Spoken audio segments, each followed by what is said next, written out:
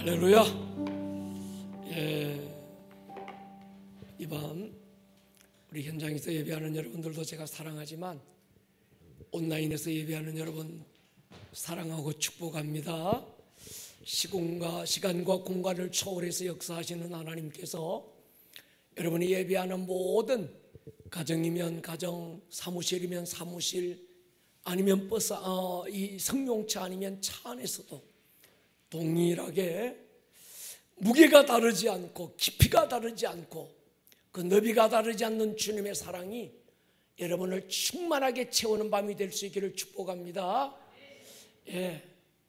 제가 전에 그랬죠. 구독 꾹 누르시고 좋아요 꾹 눌러야 이게 전도가 된다고.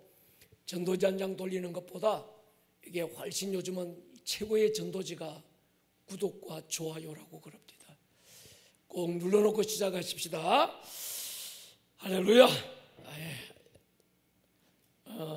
이승민 전사가 선포한 대로 아가서가 깊어지고 있고 더 높아지고 있습니다. 아가서 2장을 오늘 넘어갑니다. 1절부터 8절 우리 가정에서 여러분 같이 한번 읽겠습니다. 시작. 나는 샤론의 수선화요 골짜기의 백합화로다. 여달들 중에 내 사랑은 가시나무 가운데 백합화 같도다.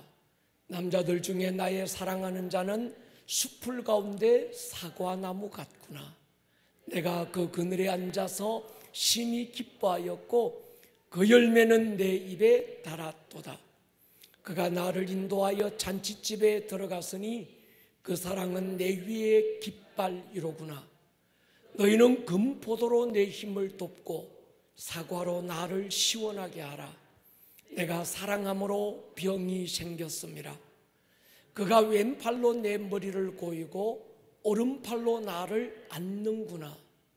예루살렘 딸들아, 내가 노루와 들사슴을 두고 너희에게 부탁한다.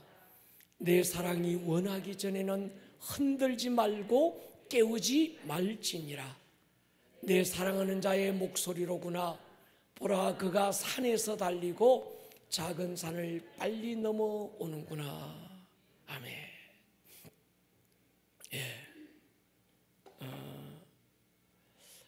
오늘의 설교 제목을 뭘로 할까 고민을 많이 했습니다.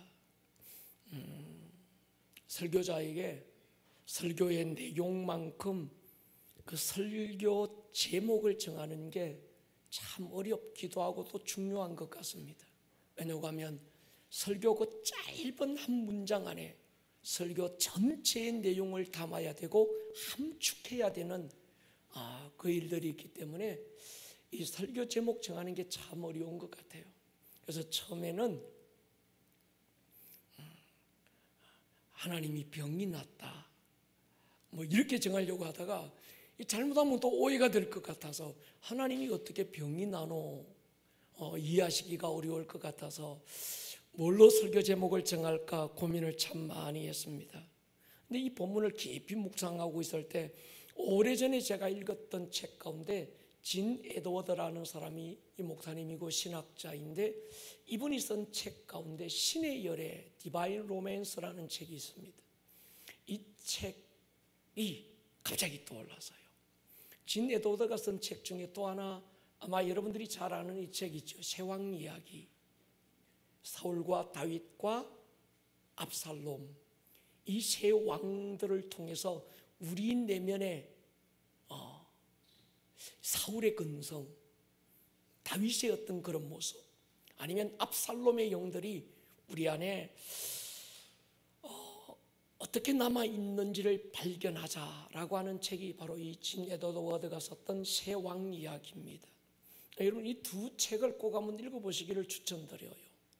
그래서 이 설교 제목을 정하려고 많은 고민하고 있을 때 이 진 에드워드가 썼던 이 신의 열애라는 이 책 제목이 생각났고 이걸 한번 정해봤습니다. 여러분 성경을 기반으로 만들어진 소설 가운데 히트를 쳤던 두 권의 책을 꼽으라고 한다면 하나는 C.S. 루이스가 썼던 뭐죠? 나니아 연대기였고 또 한 권이 바로 이 진 에드워드가 썼던 신의 열애라는 책이 히트를 쳤습니다. 신의 열애라는 책을 잠깐 한번 간추려서 소개하면, 하도 오래전에 읽었던 책이라서 맞는지는 정확히 모르겠습니다만은 이런 내용입니다. 하나님이 만드신 많은 피조물 가운데 사랑을 알고 사랑을 찾아가는 피조물은 인간만 만들어진 거예요. 다른 모든 짐승들은 본능에 의해서 움직이지만 인간만큼은 사랑이 뭔지를 알고 그 사랑을 찾아가도록 만드시기 위해서 하나님께서 처음 인간을 암수가 아니지, 그죠? 남녀로 수컷 암컷 이게 아니고 어떤 남녀로 만드시지 않고 남자만 만드신 이유가 사랑에 대한 갈망, 사랑을 찾아가는 어떤 존재로 하나님이 인간을 그렇게 디자인하셨고 계획하셨다. 그런 점에서 인간과 하나님은 너무 닮았다라는 내용입니다. 하나님 역시 사랑을 찾아가시는 분, 사랑을 갈망하시는 분이거든요. 하나님이 인간을 하나님의 형상으로 만들었다라는 게 바로 그런 내용 아닐까요? 하나님과 동일한 특성, 하나님 안에 가지고 있는 어떤 동일한 그 특성 가운데 사랑에 대한 이 특성을 하나님이 인간에게만 부어서 만드셨다는 겁니다. 인간을 사랑하는 하나님의 그 사랑이 이해가 안 되고 설명이 안 될 정도로 일방적으로 희생하시고 끝없이 손해보시고 그러면서도 끝없이 또 기대하시고 기다리시고 또 기뻐하시는 하나님. 스바냐 3장 17절 말씀처럼 그가 너로 인하여 즐거이 부르며 기뻐하시리라. 나로 인해서 나를 너무 사랑하셔서 기쁨을 이기지 못하도록까지 나를 사랑하시는 그 하나님의 그 사랑을 인간의 어떤 언어로 표현할 길이 없더라는 거예요.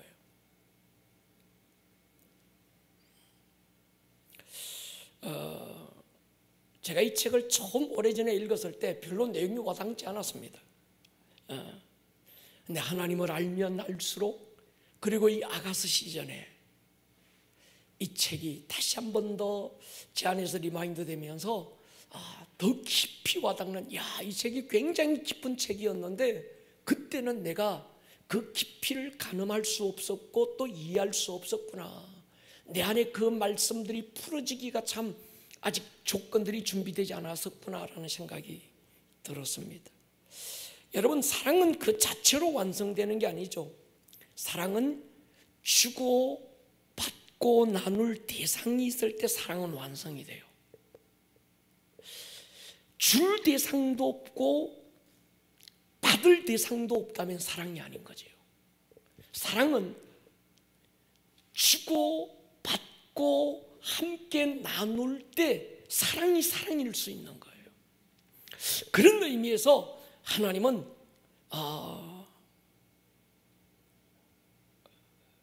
끝없이 우리를 찾아오시고, 하나님 그분 자체가 사랑이신데 그 사랑의 완성, 그 사랑이 되게 완성되게 하실 한 존재, 하나님의 사랑을 주고 그 대상으로부터 하나님이 사랑받을 어떤 하나님이 사랑이신데 그 사랑의 조건을 충족시킬 한 대상을 하나님의 형상으로 만드셨는데 그게 인간이라는 거예요.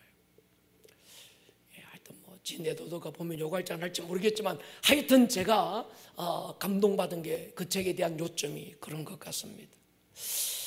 끝없이 사랑을 찾아오시는 하나님의 열애, 그게 복음이죠. 그래서 진에도도가 썼던 이 신의 열애라는 이 책이 오늘 설교에 또 하나의 기초석을 놓은 것 같습니다. 여러분, 우리는 각기 다른 계절의 순환 속에 오늘을 살고 있습니다. 꽃이 피는 봄이 있는가 하면 성숙하고 자라가는 여름, 그것이 열매가 익어가는 가을, 그리고 새로운 계절을 준비하는 겨울이 있는 거지요. 영적인 계절도 그런 것 같습니다. 말씀과 기도에 푹 빠져서 주님과의 친밀함을 누리는 계절이 있는가 하면 땀 흘리고 주어진 사명과 부르심을 향해서 달려가는 부르심의 계절도 있는 거지요.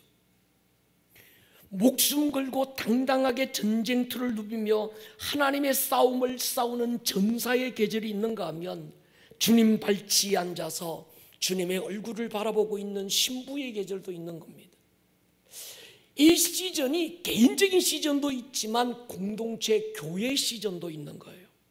더 나아가서 하나님의 역사라고 하는 하나님의 시간이라는 큰 타이틀 속에서의 어떤 그 하나님의 계절도 있는 거지요. 그러니까 지혜는 하나님의 시즌, 지금 이 시즌이 도대체 어떤 시즌인가? 내 개인에게 주어진 시즌은 어떤 시즌인가? 군사의 시즌인가? 부르심을 향해서 달려가야 되는 시즌인가? 아니면 하나님 앞에 친밀함으로 그분 앞에 마주 앉아서 그분의 발치에서 발 아래 여인으로 주님의 신부로 있어야 되는 시즌인가? 공동체 시즌도 마찬가지입니다. 아름다운 꿈의 교회 시즌은 도대체 어떤 시즌인가? 하나님의 뜻을 몰라서가 아니라 하나님의 때, 어떤 개인과 공동체 더 나아가서 하나님의 타이밍 속에서의 어떤 이 시즌을 분별하지 못해서 우리가 영적 생활에 실패하는 경우들이 참 많은 것 같습니다. 여러분, 그 신부의 시즌, 우리는 지금 신부의 시즌이죠. 주님은 당신의 신부들을 잘 단장하고 계시는, 그래서 우리 교회 가운데 기도의 집을 열어주고 다윗의 장막을 여시고, 그러면서 하나님께서 우리에게 기쁨으로 나아가라. 그 기쁨은 바로 주님과의 친밀함인 거죠. 친밀함. 뜨거운 시즌은 막 불같이 엘리야가 하늘에 불을 떨어뜨리듯이 850명의 이방 선자들과 맞짱 떠서 막 하나님의 승리를 선포하는 어떤 그런 뜨거운 시즌도 있지만, 주님의 품을 파고들고 주님의 심장 안으로 뛰어들어가는 기쁨의 시즌, 신부의 시즌이 또 있는 거예요. 여러분이 아가서가 쭉 이제 1장이 넘어가고 2장으로 넘어오는데, 제가 아가서 2장 전체를 묵상할 때, 아가서 2장이 정말 깊고,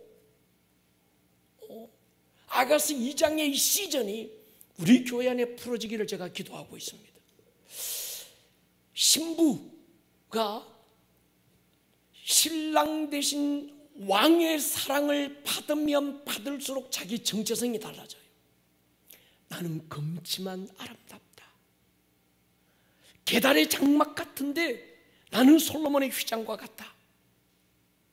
자기를 그렇게 지금 선포하는 겁니다. 오늘 2장 1절에서는 더 깊이 나가서 나는 샤론의 수선화여 골짜기에 백합화다. 예수님의 사랑을 받으면 받을수록 달라지는 한 가지가 뭔가 하면 정체성이 달라지는 거예요. 예성아, 너의 정체성은, 너의 너됨은 너로 인해서 결정되는 게 아니라 너를 사랑하는 어떤 그분으로부터 결정되는 거예요. 이게 중학교 3학년이 네가 이 말을 알아들을래나? 너의 어떠함은 네 환경이 결정하는 것도 아니고, 너의 너됨은 네가 배운 공부가 결정하는 것도 아니고, 너의 너됨은 네가 살고 있는 지평수가 결정하는 것도 아니고, 너의 너됨은 네가 학교에서 배운 성적이 결정하는 게 아니라는 거예요. 좀 이해가 됐냐? 너의 너됨은 너를 사랑하는 하나님으로부터 결정되는 거예요. 아멘 하십시다. 여러분, 우리 청소년들 오늘 이 밤에 나와 있는데 오늘 여러분에게 눈이 열릴 수 있기를 축복합니다. 할렐루야. 지금 이 신부가 자기는 검어. 여러분, 신부가 나는 검지만 아름답다 그럴 때 하나님이 검은 것 자체도 아름답게 보시는 건 아닙니다. 검은 건 검은 건데도 하나님이 보시는 건 검은 걸 보는 게 아니라 하나님이 그 검은 것을 예수의 보혈로 빨아서 깨끗하게 만든 다음에 그를 새롭게 할 그 존재 자체를 하나님은 아름답다고 하시는 거예요. 너는 검으나 아름답다. 계달의 장막처럼 볼품없고 초라하고 정말 낡고 어디 한 곳 자랑스러운 곳 없지만 너는 솔로몬의 휘장과 같다. 그 한마디가 이 술람 여인의 자기의 정체성이 되어버린 거예요. 나는 검지만 아름답다. 막 이렇게 선포하는 거예요. 나는 내가 나를 보고 다른 사람들이 나를 볼 때 계달의 장막처럼 볼지라도 니들이 그렇게 보든 말든 나는 나를 솔로몬의 휘장처럼 아름답게 보는 거예요. 이제 그게 더 깊어지니까 신부가 뭐라고 그러는 거예요? 나는 샤론에 수선하여 골짜기의 백합화다. 자기가 자기를 바라보는 시각이 달라지는 거예요. 여러분, 어떤 애가요, 쟤는 공부도 별로 못하고 그렇다고 춤을 잘 추는 것도 아니고 그렇다고 노래를 잘 부르는 것도 아니고 그렇다고 운동을 잘하는 것도 아니고 그렇다고 뭐 특별한 게 없는데 어디 가도 이놈이 당당해. 그런 데는 이유가 있습니다. 그 엄마 아버지의 사랑을 충분히 받고 있는 거예요. 신부가 지금 오빠들한테, 이복 오빠들한테 손가락질 당하고 학대당하고 피부는 뭐 태양볕에 걸러서 포도원 일하다가 아주 다 막 이런 먹고 그렇게 됐는데도 스스로가 처음엔 자기를 굉장히 비관했습니다. 나는 왜 이런 부모를 만났을까? 나는 왜 이런 환경이 됐을까? 내 인생은 왜 이 모양일까? 막 비관했던 이 신부가 어느 날 왕이 그에게 찾아와서 왕의 사랑을 받고 왕의 인정을 받기 시작하면서 자기를 향한 존재감 자체가 달라지기 시작하는 거예요. 그러면서 급기야 어디까지 가는가 하면 I am the Rose of Sharon이라고 그래서 여기서 우리는 나는 샤론의 수선하고 그러는데 영어 성경에 보면 나는 샤론의 장미다 이렇게 나옵니다. 장미다. 여러분, 내가 나를 누구로 아는가 굉장히 중요한데 이건 내 신념이 아니라 그래 남들이 그걸 보든 말든 난 나를 뭐 장미라고 여겨. 남들을 호박꽃이라고 하든 말든 난 나를 장미라고 여겨. 내 신념으로 막 내가 나를 그렇게 막 자기 체면 걸듯이 그려가지고 나는 장미다 이렇게 얘기하는 게 아닙니다. 하나님이 주 예수님이 나를 어떻게 보고 계시는가가 기준이 돼서 내가 나를 그렇게 여기는 거예요. 너는 금은아 아름답다. 죄 가운데 때로 넘어지고 쓰러지고 냄새나지만 그렇지만 아름답다고 보시는 거예요. 너는 찌르는 가시가 많은 어떤 그렇지만 그런 꽃이지만 내게는 아름다운 장미야. 상처에 찔리고 찌르고. 여러분, 예수님이 나를 보실 때 장미라고 하면 나도 나를 장미로 여겨야 되는 거예요. 주찬아, 알겠지? 예수님이 주찬이를 볼 때 야, 넌 아름다워, 넌 대단해, 넌 짱이야. 그러면 너도 너를 그렇게 짱으로 여겨야 되는 거예요. 알겠지? 자, 여러분 보십시오. 주님은 우리를 아름다운 장미라고 보는데 우리는 우리 스스로를 볼품없는 호박꽃이라고 여기는 게 문제입니다. 예수님이 나를 보실 때 백합화라고 하시면 나는 나를 순결한 백합화처럼 여겨야 되는 거예요. 그래서 로마서에서 바울은 우리에게 이렇게 권면합니다. 너희는 너희 옛사람을 그리스도와 함께 십자가에 못 박았고 장사 지냈고 너희 옛사람은 죽은 자로 여겨라. 그러니까 성경에 바울이 네 옛사람은 예수와 함께 십자가에 못 박혔고 장사 지내서 죽었어. 그러니 너도 죽은 자로 여겨라 라고 얘기합니다. 여러분, 왜 자꾸 여기라고 그럴까요? 그렇게 안 여기니까 그렇게 여기라고 하는 거예요. 여러분 보십시오. 왜 우리는 그렇게 여기지 않을까요? 그러니까 성경은 네 옛사람은 내가 십자가에 함께 못 박힐 때 너 옛사람도 함께 못 박았고, 그리고 내가 무덤에 장사될 때 네 옛사람도 내가 함께 데리고 가서 내 안에 집어넣고 함께 무덤에 장사 지내버려서 너의 옛사람은 죽었어. 자꾸 얘기해도 우리가 우리 자신을 모르는 건 조금 졸도했다가 다시 깨어난 줄로 아는 거예요. 그래서 바울은 여기서 여겨라라고 하는 건 뭔가 하면 체면 걸듯이 그렇지 않은 걸 막 억지로 그렇게 막 생각해라 이런 얘기가 아닙니다. 실제로 우리 옛사람은 죽었고 주님이 십자가에 달리실 때 우리 옛사람 함께 못 박은 것이 실제고, 무덤에 장사 되실 때 우리 옛사람도 함께 무덤에 장사 지내버린 것이 실제라는 얘기예요. 왜 그렇게 하셨는가? 로마서 6장에서는 죄에게 종노릇하지 않게 하시려고. 그러니까 우리가 그 실제의 권위를 두지 않고 우리가 내가 느끼는 감각의 권위를 두는 겁니다. 여러분 보십시오. 내 존재에 대한 실상, 남들이 나를 뭐라고 여기고 내가 나를 어떻게 바라보는 그것이 나의 실상인가, 주님이 나를 바라보시는 그것이 나의 실상인가 할 때, 주님이 나를 바라보시는 내 속사람에 대한 주님의 존재 정의가 실상이라는 거예요. 할렐루야. 세상은 우리가 가지고 있는 소유, 내가 가지고 있는 어떤 그 무엇으로 나의 존재 가치를 결정하려고 하는데, 그건 여러분 그러잖아요. 내가 들고 다니는 가방이 내가 아니잖아요. 내가 입고 있는 옷이 내가 아니잖아요. 내가 타고 다니는 승용차가 내가 아니잖아요. 내가 살고 있는 집이 내가 아니잖아요. 그 내가 살고 있는 집이지 나는 아니야.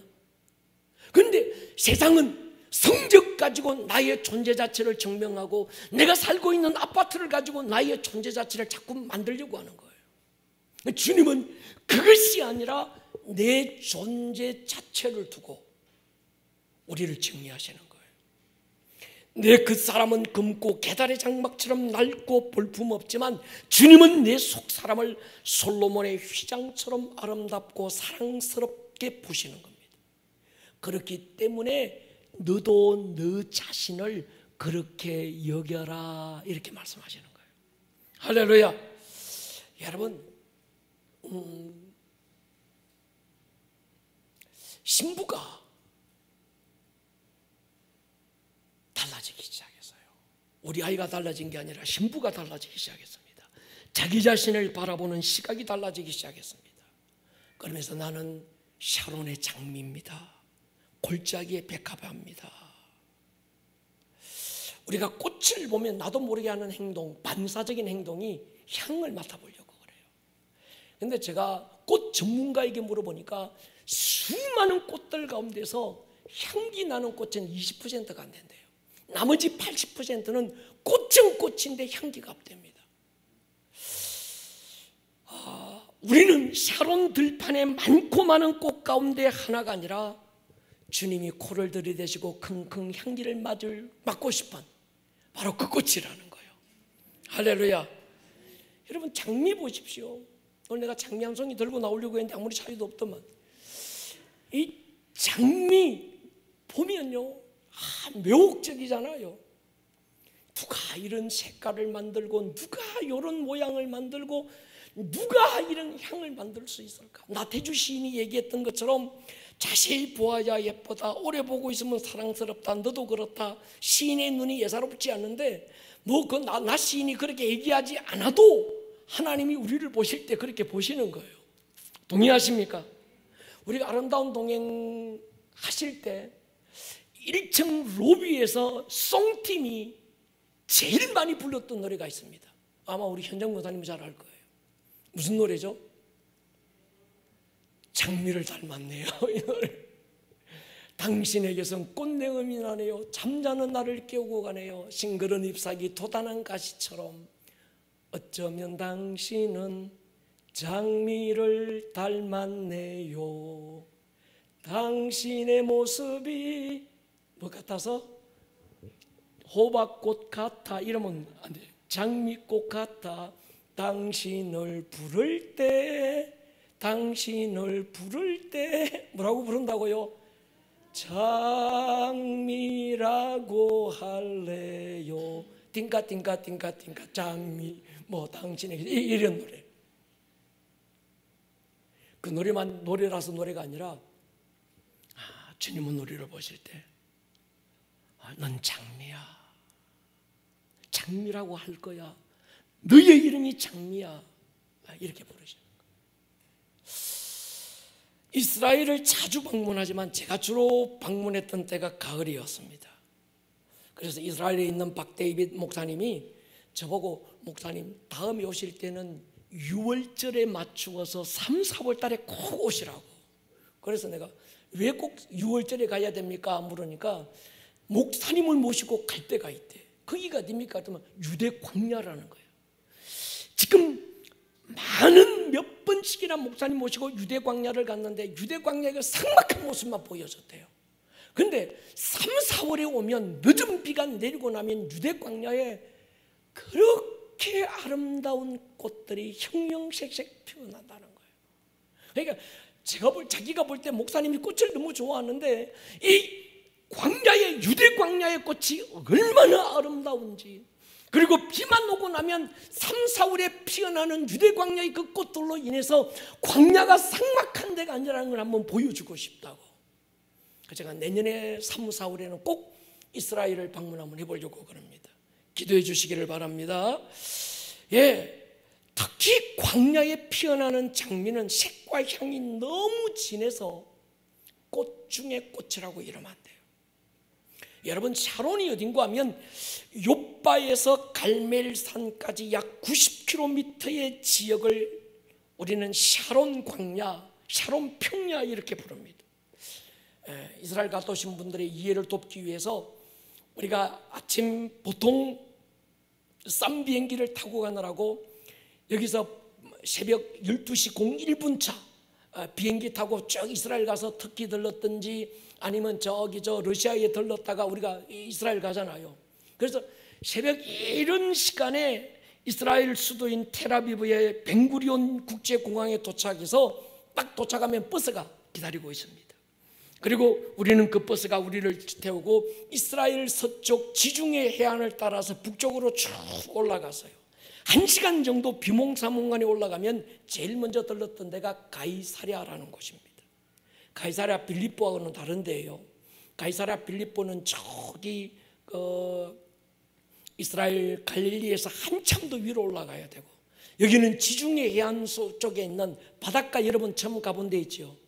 여기는 안 가본 사람들 많이 있어서 내가 지금 뭐 할 말이 없는데, 그 바닷가, 그 가이사랴, 그 로마의 그 유적지가 있던 곳, 우리 유란이 사모 이해가 되죠? 거기, 거기서 우리가 잠깐 유적지를 둘러보고 갈멜산으로 가기 위해서 버스를 타고 약 1시간 북동쪽으로 갔는데, 그 지역을 샤론 광야라고 이렇게 얘기하는, 샤론 지역, 샤론 평야. 그러니까 다음에 이스라엘 갈 때 꼭 가보세요. 그래야 저와 이게 소통이 될 것 같아요. 지금 안 가봤는데 뜬구름 잡고 있으니까 이게 안 되는 거예요. 자, 여러분 보십시오. 갈멜산 꼭대기에 엘리야의 동상이 서 있었습니다. 우리는 그 아래에서 꼭 단체 기념사진을 찍었습니다. 그 갈멜산에 들르면 두 가지 특이한 점이 있었어요. 하나는 거기는 화산 지역이 아님에도 불구하고 돌들이 화산석처럼 까맣게 타 있었어요. 제가 가이드에게 물었습니다. 여기가 화산 지역이 아닌데 어떻게 이 돌들이 화산석처럼 이렇게 새카마냐 물으니까 가이드가 성경에 답이 있대. 또 하나, 그 높은 그 갈멜산 꼭대기에 높은 동상이 하나 서 있는데 엘리야가 칼을 빼들고 있었는데 칼끝이 휘었었어요. 그래서 제가 질문을 했습니다. 저 엘리야의 동상에 칼끝이 왜 휘어 있습니까? 그러니까 가이드가 그것도 성경에 답이 있대. 성경에서 답을 찾았는데, 돌들이 새카만 건 왜 그랬을까요? 갈멜산에 불이 떨어지면서 거기 있는 돌들이 다 타버린 거예요. 두 번째는 850명의 이방 선자들 목을 치려면 칼끝이 휜다는 거예요. 돼지 한 마리 잡아도 칼끝이 무뎌지고 휘어지는데 850명 목을 치려면 칼끝이 휘어질 수밖에 없다고 얘기하더라고요.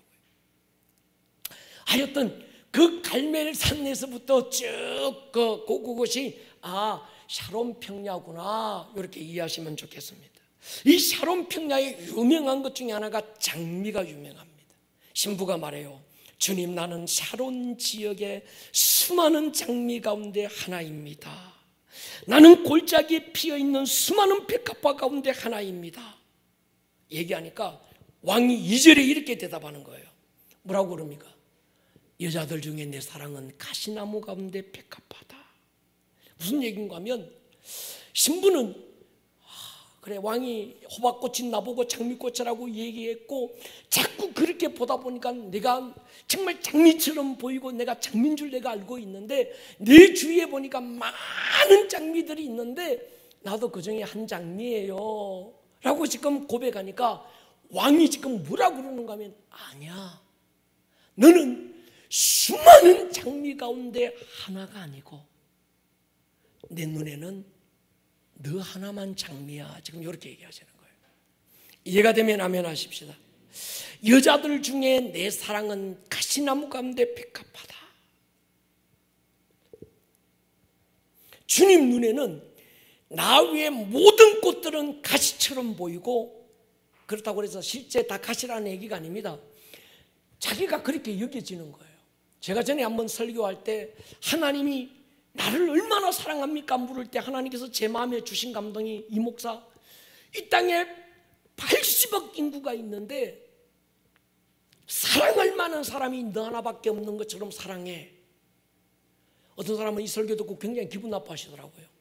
기분 나빠하지 않으셔도 되는 건 뭔가 하면 그냥 하나님이 나를 사랑하는 그 사랑이 내게 아주 막 제 안에 다가올 때 그렇게 느껴져요. 사랑할 사람이 아무것도 없고 이 80억 인구 가운데서 하나님이 사랑하고 싶은 인간은 나 하나밖에 없는 것처럼 하나님이 나를 사랑하시는. 지금 이 신부가 지금 그렇게 고백하는 겁니다. 하나님, 왕이여, 샤론 들판에 수없는 장미가 있는데 보니까 나도 호박꽃인 줄 알았는데, 다 장미고 나 혼자 호박꽃인 줄 알았는데 왕이 그렇게 하고 보시니까 나도 장미네요. 수많은 장미 가운데 나도 장미네요. 이렇게 얘기하니까 지금 왕이 뭐라고 그러는 거야? 아니야, 내 눈에는 너 하나만 장미야. 실제 그 하나만 장미라는 얘기가 아니라 모두가 지금 사실은 장미인데 지금 그렇게 여겨지라 이 말씀인 거예요. 이해가 되시면 아멘 하십시다. 예, 여러분, 백합은요 언제 향이 풍기는가 하면 가시에 찔려서 상처를 받을 때 그 백합이 향기를 풍긴대요. 주님은 우리가 가지고 있는, 나를 찌르고 있는 가시들을 아신다는 거예요. 여러분 그러잖아요. 나도 모르게 남겨져 있는 오래전의 상처들, 어쩌면 내가 태어나기 전 엄마 뱃속에 있을 때, 어쩌면 태어나고 내 의지가 전혀 통하지 않고 내 감정이 전혀 통하지 않는 그때 내 안에 남겨져 있던 어떤 상처들, 아니면 지금은 내가 까마득히 잊어버리고 기억하고 있지 못하지만 여기저기서 찔리고 찌르고 그래서 내 안에 남겨져 있는 수많은 상처들, 나도 모르는, 내가 알 수도 있지만 나도 내가 어떤 상처를 가졌는지 모르지만 그래서 내 삶에 때로 나도 이해할 수 없는 반응들이 내 안에서 막 일어날 때 내가 왜 이렇게 반응하지? 내가 지금 미쳤나? 내 인간이 왜 이러지? 막 나도 내가 이해가 안 되는 어떤 그런 반응들을 하게 만드는 내 안에 남겨져 있는 어떤 무의식 가운데 남겨져 있는 수많은 상처들, 그 가시들을 주님은 아신다는 거예요. 할렐루야. 여러분, 거절과 상실, 나도 모르게 쌓여져서 높아진 어떤 고립의 벽들, 내 힘으로 도무지 무너뜨릴 수도 없고 뛰어넘을 수도 없는 견고한 진들이 나를 누르고 나를 가두고 나를 억압하고 있는 여러 상황들에 대해서 하나님이 아신다는 거예요. 왕이 아신다는 거예요. 여러분, 고린도서 10장 보십시오. 우리가 육신으로 행하나 육신에 따라 싸우지 않고 우리의 싸우는 무기는 육신에 속한 것이 아니고 어떤 견고한 진도 무너뜨리는 하나님의 능력이라. 이론, 하나님을 아는 것, 대적하여 높아진 것 다 무너뜨리고 모든 생각을 사로잡아 그리스도에게 복종해야 되는 이 싸움. 내 안에 내 의지와는 상관없이 만들어져서 내가 선택한 것도 아니고 내 의지와 선택과는 전혀 상관없이 만들어져서 고립시키고 나를 결박해서 상처에 갇히고 묶이고 그러다 보니까 상처의 포로가 돼서 종노릇하게 만드는 그 모든 것 주님은 하신다는 거예요. 여러분, 오늘 이 밤에 주의 영이 계신 곳에 자유가 있기를 선포합니다. 여러분들이 계신 모든 현장 속에서 여러분들 안에 어떤 사설이, 어떤 상처가, 어떤 견고한 진들이 여러분들을 고립시키고 짓누르고 억압해서 가두고 묶고 있는 모든 것들로부터 풀어져서 자유케 되기를 주의 이름으로 선포합니다. 여러분, 제가 어렸을 때 비만 오면 개구장이들이 모여서 동네 그 마당에 모여서 놀았던 놀이가 있어요. 그건 뭔가 하면 물길을 만드는 거예요. 요즘처럼 어떤 이런 이 지하 배수구가 잘 만들어져 있지 않은 동네라서 비만 오면 산에서 물이 쏟아져 내려와서 어떤 이거 작은 개울을 만듭니다. 그러면 동네 아이들이 나가서 담을 쌓는 거예요. 담을 쌓아가지고 어떤 이거 큰 저수지 비슷하게 이 어떤 그 웅덩이를 만들었던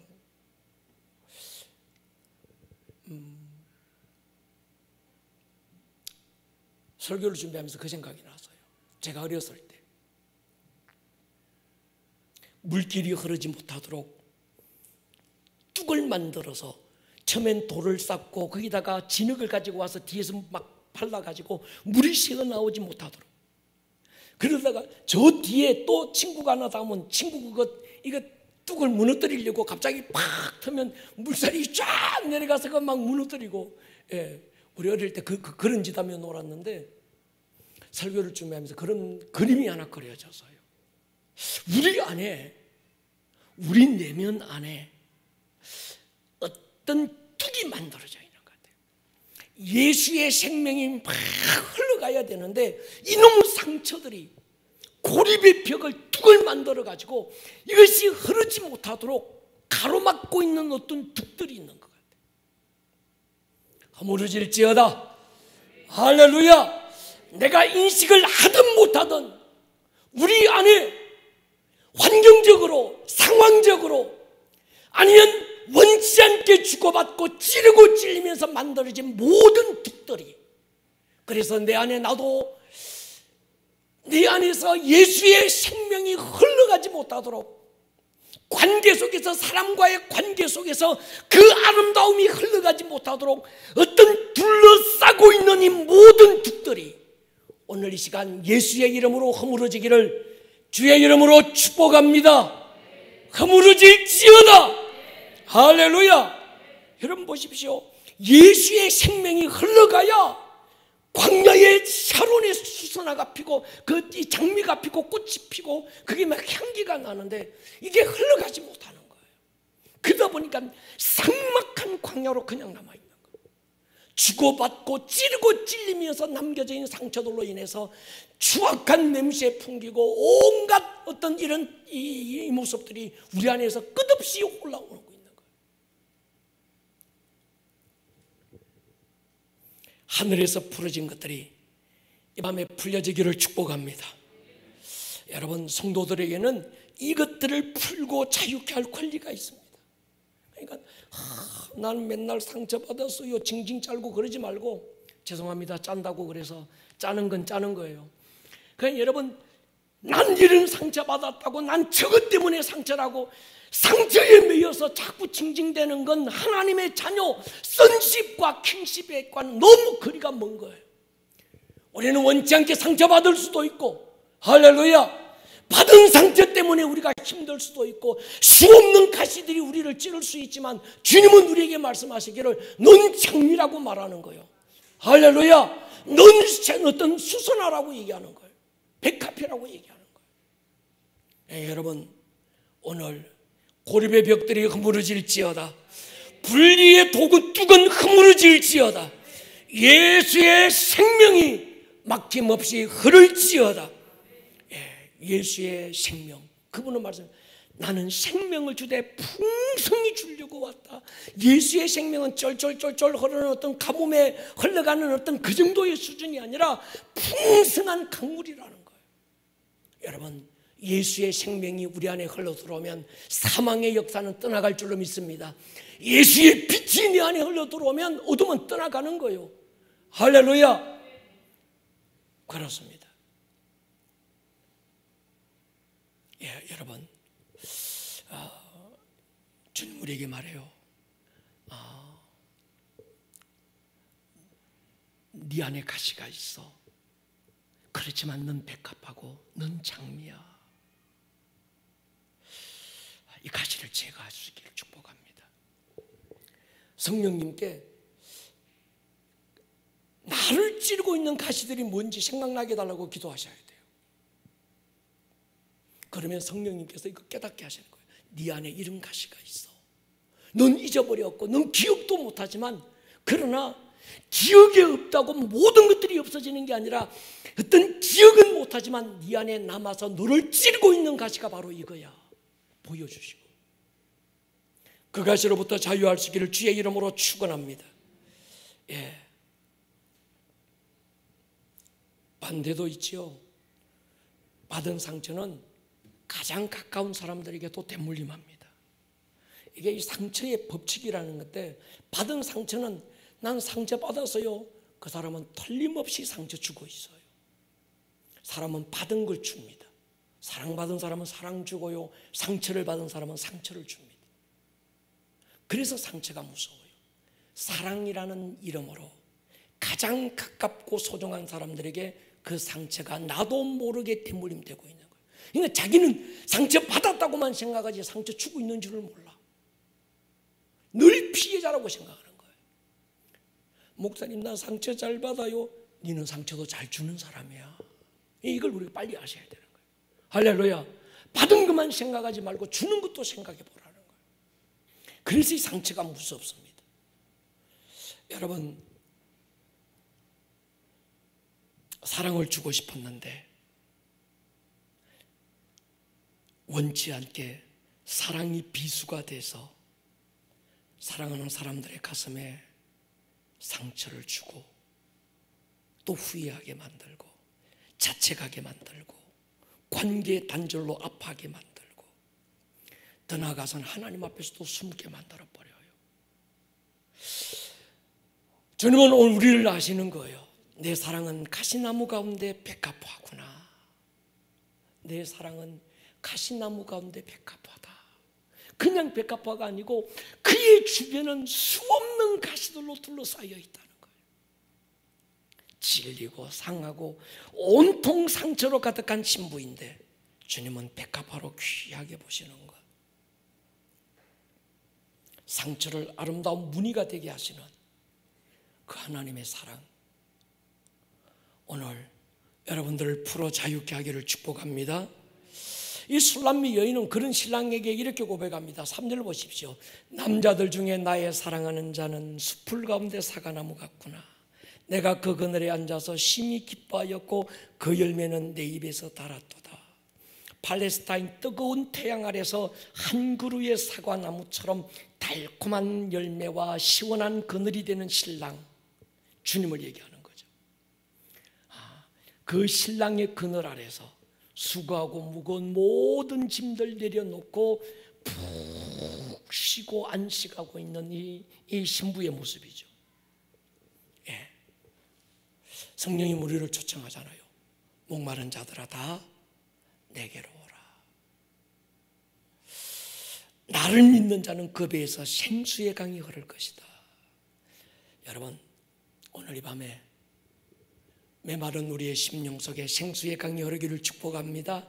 모든 가로막고 있는 둑들이 허물어지고 위로부터 공급되는 하늘의 생수가 막힘없이 단절없이 고립없이 우리의 영혼 안으로 막 흘러 들어와서 우리를 기쁨 가운데 세우는 이 밤이 될 수 있기를 축복합니다.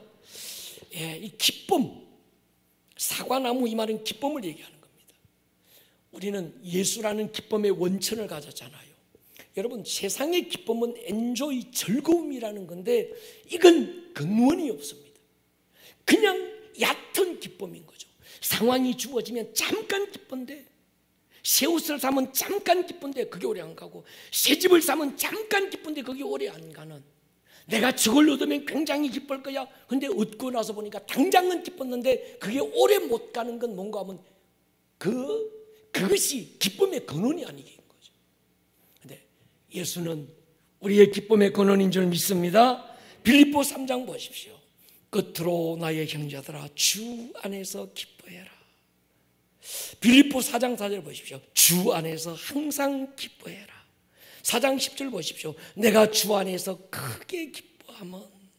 우리 그리스도인은 기쁨의 근원을 가진 사람, 기쁨의 근원이 우리 안에 있기 때문에 그 근원에서 기쁨이 솟아나오는 거예요. 세상의 기쁨은 외부에서 우리에게로 들어오려고 하지만 하나님이 주시는 기쁨은 우리 안에서 솟아나는 기쁨, 예수 안에서 기쁨인 줄로 믿습니다. 그러니까 여러분, 성도의 얼굴이 그늘지는 건 정상이 아닌 것 같아요. 하나님과의 인격적 만남 속에서 선십이 일어나고 킹십이 세워진 그 사람에게서 그 안에서 솟아나는 이 기쁨은 가지고 얻고 내게 주어진 상황이 내게 주는 그 기쁨과 다른 거죠. 이것들이 없고 없을지라도 난 여호와로 인하여 기뻐하고 즐거워할 수 있는 사람, 기쁨의 근원을 가진 사람, 저와 여러분들이 될 수 있기를 축복합니다. 4절 보십시오. 그가 나를 인도하여 잔치집에 들어갔으니 그 사랑은 내 위의 깃발이구나. 불교의 영성은 침묵과 고요함입니다. 유교의 영성은 죽은 자 앞에서의 엄숙함이죠. 기독교의 영성이 뭘까요? 잔치집인 거예요. 즐거움인 거죠. 그러니까 기독교의 영성은 잔치집 영성입니다. 기쁨의 영성, 축제의 영성. 예수님이 처음 표적을 나타내신 곳도 잔치집이시죠. 거기서 기쁨을 회복시켜 주시잖아요. 성경의 결론은 이겁니다. 요한계시록 19장 7절을 보십시오. 우리가 즐거워하고 크게 기뻐하며 그에게 영광을 돌리시에 어린 양의 혼인잔치 다 준비됐다. 신랑 되신 예수님이 오시는 그날 그분과 함께 우리는 기쁨의 축제 잔치에 참여하는 거죠. 예배가 뭘까요? 축제의 현장이죠. 아버지를 떠났던 아들, 세상에서 개고생하다가 돌아와서 아버지께 돌아오고, 아들 기다리던 아버지, 돌아오는 아들에게 달려가서 그 아들 끌어안고 입을 맞추고 새 옷, 새 신발, 송아지 잡아다가 잔치를 벌리는, 그게 예배인 거죠. 여러분, 고대 전쟁에서 군대가 들고 나가는 깃발은 소속과 정체성입니다. 내가 누구의 군대라고 하는 것, 그것이 그들의 프라이드죠. 깃발이 그들의 어떤 정체성이고 자존심이고 그들의 배경인 거죠. 전에 몇 번 말씀드렸지만 그리스 알렉산더의 깃발, 로마 율리우스의 깃발, 페르시아 다리우스의 깃발, 몽골 칭기스칸의 깃발, 그건 그 군대의 자랑이죠. 그 군대의 어떤 상징이죠. 그런데 그건 아무 세월이 흐르면서 다 없어지고 말았습니다. 요한이시 우리의 깃발인 줄로 믿습니다. 여호수아가 아말렉을 무찌르고 여호와의 깃발을 흔들면서 모세가 선포하잖아요. 여호와니시, 하나님은 나의 깃발입니다. 그러니까 깃발에는 상징적인 무늬가 있죠. 고대 근동의 어떤 이런 거 칭기스칸의 깃발 같은 데 보면 독수리가 있잖아요. 여호와 나의 깃발, 여호와 니시의 깃발에는 뭔 무늬가 있을까요? 십자가의 사랑이 있는 거죠. 할렐루야. 세상에 아무도 사랑할 만한 사람이 없어. 오직 너 하나만 사랑할 만한 사람이야. 바로 네가 그런 존재야. 하나님이 말로만 하지 않고 어거진 나무 토막에서 자기를 걸어놓고 가슴을 찢고 터져나오는 피를 쏟아서 그 상징 깃발에 어떤 이 무늬를 만드신 그것이 요한 니시의 깃발이지요. 세월이 흐른다고 퇴색되지 않고 우리가 넘어지고 쓰러지고 실수할 때도 그 깃발이 변치 않고 우리는 그 사랑의 깃발 아래서 보호받는 사람들. 그래서 요한이시 하나님이 나의 깃발이라는 건 굉장한 믿음의 선포인 거죠. 5절 보십시오. 너희는 금포도로 내 힘을 돕고 사과로 나를 시원하게 하라. 내가 사랑함으로 병이 생겼다. 근데 이 사랑의 시작은 술람미 여인이 아니라 사실 처음은 왕이었습니다. 사랑의 시작은 우리가 아니라 주님이죠. 우리가 원해서 사랑해 주신 게 아니라 그분이 우리를 사랑하시기로 결정하신 거죠. 여러분, 믿음은요, 사랑이 아니면 아무것도 아닙니다. 그러니까 신앙의 모든 총체적인 엑기스는 사랑인 거죠. 여러분의 사역 속에 사랑이 출발이 될 수 있기를 축복합니다. 여러분의 예배가 사랑으로 출발될 수 있기를 축복합니다. 사랑으로 섬기고 사랑으로 하나 되고, 그래서 사랑이 없으면 nothing, 난 아무것도 아닙니다. 사랑이 있어 내가 나일 수 있는 사람, 그게 그리스도인인 거죠. 금포도로 내 힘을 돕고 사과로 나를 시원하게 하라. 성경에서 사과가 예수님에 대한 상징이라면 금포도는 성령님에 대한 상징이죠. 신부는 주님을 너무 사랑함으로 병이 났다고 합니다.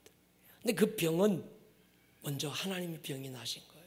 그래서 제가 하나님이 병 났다고 설교 제목 정했다가 야, 이것도 오해받을 수 있겠다. 하나님이 이 목사 저 또 이단 아이가 이럴까 봐.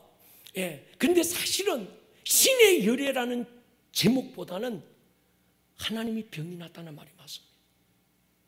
술람미 여인이 내가 지금 병이 났다, 사랑함으로 병이 났다고 고백하는데, 술람미 여인이 그 사랑함으로 병이 출발된 게 아니라 먼저는 왕이 병이 난 거예요. 여러분, 사랑은 딱딱한 논리가 아니라 병입니다. 사랑은 많은 것 가운데 하나가 아닙니다. 그 하나가 전부가 되는 게 사랑인 거죠. 2장 6절 보십시오.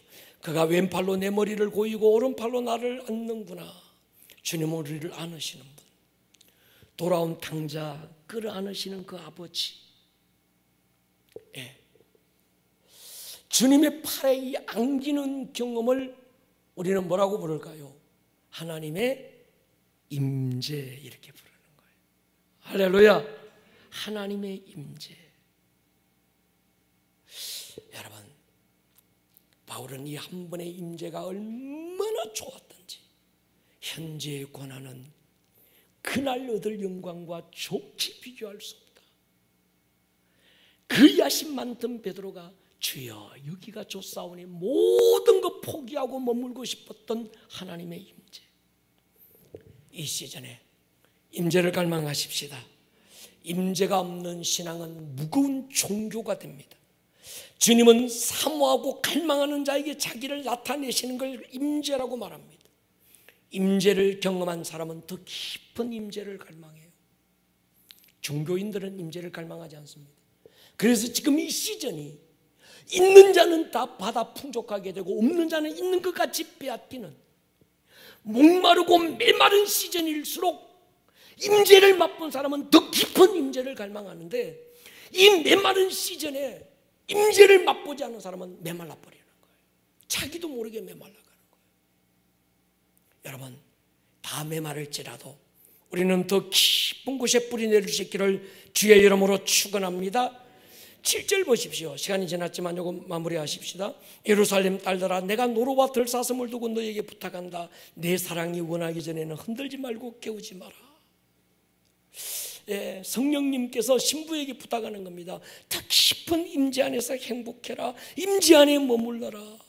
그러니까 예루살렘 딸들이 누군가 하면 미성숙한 그리스도인들, 종교인들, 교회 밖 세상 사람이 아니라 교회 안에서 아직 하나님의 임재를 맛본 적이 없는 그런 사람들, 그들이 하나님의 임재를 갈망하는 사람을 방해하는 거예요. 예. 여러분, 신앙의 연륜은 오래됐는데 하나님과의 인격적 만남이 없는 사람, 하나님과의 깊은 만남이 없는 사람은 종교라는 잣대로 하나님의 임재 안에 머물고 있는 신부를 공격할 수 있습니다. 그래서 성령님께서 이들에게 노루와 사슴을 두고 부탁하는 겁니다. 여러분, 노루와 사슴은 초식동물인데 굉장히 민감하거든요. 바스락거리는 바람 소리에도 민감하게 반응하는, 여러분, 성령의 사람은 굉장히 민감합니다. 주님의 임재 안에 머물 때 그분의 터치, 다가오는 발자국 소리에도 민감하는 거죠. 작은 감동에도 민감하게 반응할 수 있는 사람. 성령을 제한하지 마라, 성령을 거역하지 마라, 성령을 회방하지 마라, 그렇게 지금 우리에게 부탁하시는 거죠. 8절 보십시오. 내 사랑하는 자의 목소리로구나. 보라, 그가 산에서 달리고 작은 산을 빨리 넘어오는구나. 예. 하나님의 임재 안에서 영원히 살고 싶은 신부에게 왕은 새로운 시즌을 선포하는데 다음 주를 기대하시고 고대하십시오. 그러면서 10절부터 쭉 보면 그렇게 말씀해요. 예. 나의 사랑, 내 어여쁜 자야, 일어나라, 함께 가자. 겨울이 지나고 비도 그쳤고 새로운 시즌이 왔다. 막 선포하는 거예요. 그러면서 그 시즌을 선포하면서 달려오는 왕의 모습이 산을 넘고 작은 산들을 막 뛰어넘어서 지금 신부에게 다가와서, 내 사랑하는 신부야, 어여쁘고 어여쁜 자야, 일어나라, 우리 함께 가자. 새로운 시즌, 새로운 어떤 이런 하나님의 질서가 네게 왔다, 막 선포하는 게 다음 주인데, 그런데 사실 이 신부가 하나님의 시즌, 새로운 시즌을 거절해요. 그러면서 그 다음 주 가면 하나님의 어떤 새로운 시즌을 거부했던 신부가 왜 거절하는가 하면 그냥 여기가 좋은 거예요. 하나님의 임재 안에 머무는 게, 신랑과 함께 있는 게, 그 바위틈 낭떠러지 밑에 그 안전한 곳이 있는, 누구도 침범할 수 없는 그 왕의 말씀에 입맞추고 왕의 지성소 안에서 그저 행복해서 임재 안에서, 나는요 그모나 아름답고요, 나는요 샤론의 장미고요, 막 이러고 있는 게 너무 좋다 보니까 지금 왕이 산을 넘고 여러 가지 막 이 가로막고 있는 담들을 뛰어넘고 신부에게 급하게 달려와서 새로운 시즌이다, 나와 함께 새로운 시즌으로 들어가자 막 얘기하는데 신부가 거절해버립니다. 그 왕의 초청을 거절해요. 거절하면서 일어나는 얘기가 그 다음 나오는 거예요. 자, 오늘 여기서 마무리하시고 여러분 한 가지만 기억하십시다. 중요한 건요, 오늘까지 지금 내 사랑하는 자의 목소리로구나, 그가 산에서 달리고 작은 산을 빨리 넘어오는구나. 신부가 자기에게 또 급하게 다가오는 왕을 보냅니다. 그러면서 신부가 점점 자라가는 거예요. 처음에는 어린애기 같았는데, 그래서 그 이 1장에 읽어보면요, 하나님은 내 겁니다, 이러다가 조금 넘어가면 나가 하나님 겁니다, 조금 더 자라가면 하나님과 함께 있는 게 막 좋은 것. 신부가 점점 자라가는데도 아직은 미성숙한, 그래서 그저 엄마 품에 있는 게 좋은 거예요. 애기들 저기 우리 그 위층에 와 있는데 저 애기들 보면 엄마 품에 있는 게 좋은 거예요, 애기 때는. 근데 엄마 품에만 벗어나면 막 너무 두렵고 무서워서 애들이 막 우는 것처럼 그냥 거기만 있는 게 좋은 거예요. 이 신부의 모습이 결국은 자라가지 못하고 그 안에만 있는 어린애기 같은 모습으로 있는, 오늘 이 밤에 여러분 우리 자라가십시다. 할렐루야. 구원받은 기쁨도 크지만 자라가는 기쁨은 훨씬 더 큰 겁니다. 오늘 이 밤에 주여, 새로운 시즌에 내가 자라지 못하면 결국은 성령의 역사를 거역할 수 있습니다. 성령을 회방할 수 있고 나도 모르게 성령 그분을 제한할 수 있습니다. 주님, 더 자라가게 해주십시오. 어제보다 오늘 더 자라게 해주시고, 할렐루야, 오늘보다 내일 더 자라게 해주십시오. 성령 안에서 나의 영적 모습이 자라게 해주십시오. 할렐루야. 우리 한번 기도할 겁니다. 오늘 우리가 불렀던 찬양이지요. 두 팔 벌려 날 감싸네, 그 큰 사랑 형용 못해. 나의 죄악과 내 모든 과거는 벗어던지고 아버지께 가네. 건우하고 이성민 전사가 이거 번역한다고 여기 피아노 앞에 앉아서 둘이 막 머리 맞대고 끙끙대던데 번역을 너무 잘한 것 같아요. 그리고 이 찬양이 굉장히 영감이 있고 깊습니다. 이 시즌에 여러분 이 찬양이 고백이 될 수 있기를 축복합니다. 우리 송팀 오늘 우리 장로님하고 좀 한번 나오십시오. 그래서 좀 이 찬양 더 풍성하게 우리 기름 부음을 나누었으면 좋겠습니다.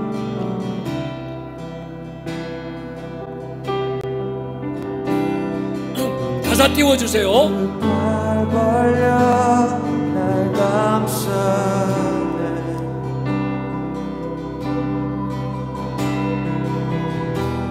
그 사랑 변명 못해 자리에서 우리 한번 일어설까요? 나의 죄악과 내 모든 과거는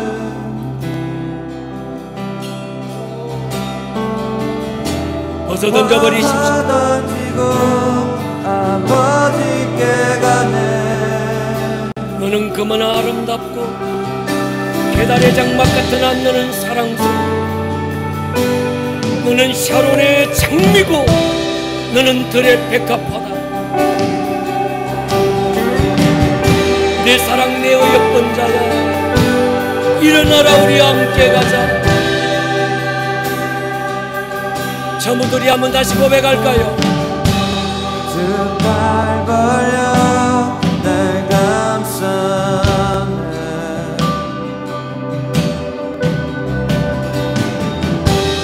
그 큰 사랑 변명 못해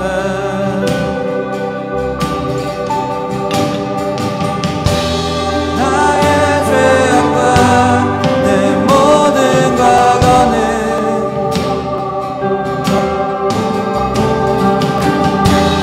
벗어 던지고 아버지께 가네 주님 안에 수치와 실망 없네 사랑스러운 눈으로 날 보시네 하나님 날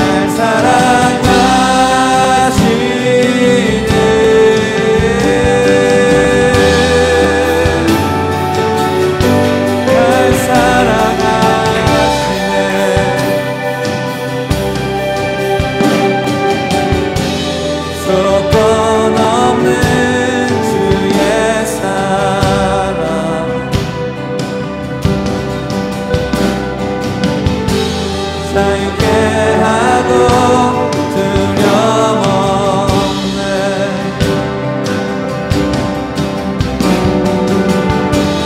예수 앞에선 숨길 것이 없네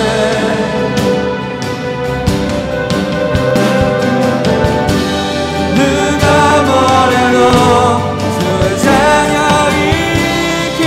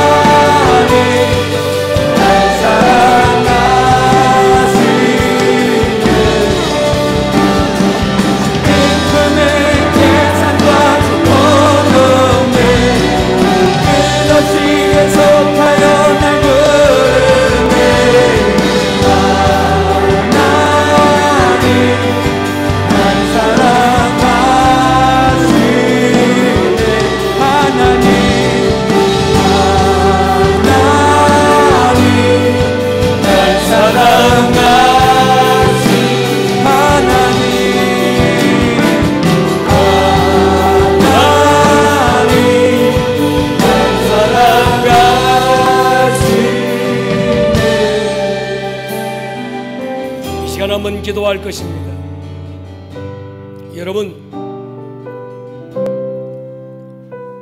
여러분 안에 남겨져 있는 어떤 상처도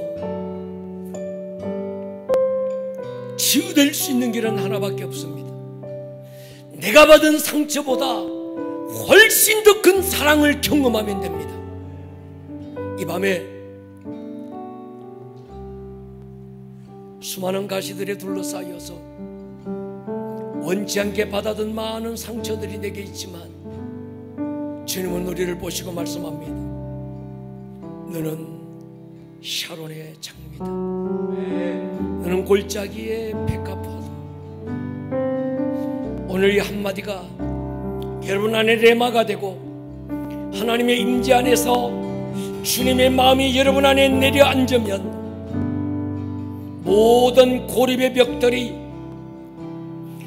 원수가 예수의 생명이 흐르지 못하도록 쌓아놓은 모든 북들이 허물어질 것입니다.